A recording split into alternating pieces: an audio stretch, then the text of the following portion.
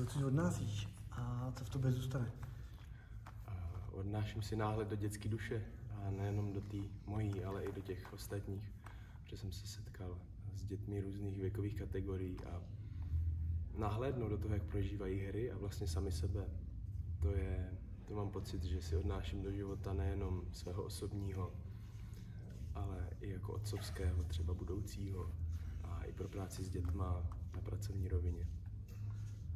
A stalo se něco, co jsi fakt nečekal, co tě překvapilo? Nečekal jsem, že mě to tak sundá. Nečekal jsem, že to bude tak hluboký vlastně a že skrze tak jednoduché hry se dostanu mnohem blíž